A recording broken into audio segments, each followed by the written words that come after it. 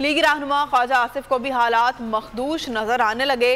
मुल्क को मुआशी तबाही के दहाने पर पहुंचाने वालों को मुआशी और सियासी दहशतगर्दी के खतरात की फिक्र लाहक हो गई है। कहा इल्म है कि अवाम मुश्किल में है, हमें सियासी जंग उनकी सतह पर आकर नहीं लड़नी। गालम गलोच की सियासत का कल्चर बंद होना चाहिए।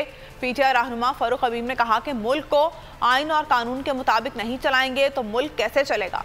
उनको मजीद वक्त मिल गया तो पीडीएम का हर बंदा वजीर होगा। ये चाहते हैं कि उनकी ज़ात के फायदे के लिए मुल्क का नुकसान हो जाए। अवाम से डर कर तो ये लोग भाग रहे हैं।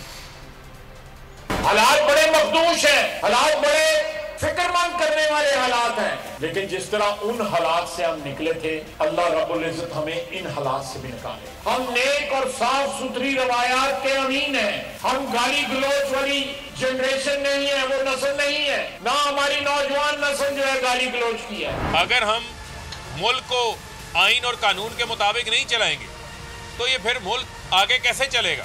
कि ये आइंदा 2-3 महीने इनको और मिल गए तो कोई ऐसा पार्लियामेंटेरियन जो पीडीएम का हिस्सा वो बचेगा नहीं जिसको स्टेट मिनिस्टर या फेडरल मिनिस्टर का ओहदा नहीं दिया जाएगा। एक ऐसी हुकूमत जो ये चाहती है कि मुल्क के नुकसान के एवज इनकी ज़ात का फ़ायदा हो जाए और इंतखाबात के रास्ते में किसी तरीके से रुकावट डाली जाए।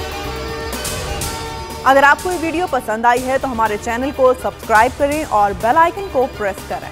हकीकी आजादी की जंग में बोल भी कप्तान के हम कदम। इलेक्शन कराओ मुल्क बचाओ की लाइव ट्रांसमिशन, दिखाई लम्हा बलम्हा सूरत हाल। रील और रेटिंग में भी बोल न्यूज रहा नंबर 1। सब्सक्राइब करें और बेल दबाएं ताकि कोई खबर रह न जाए।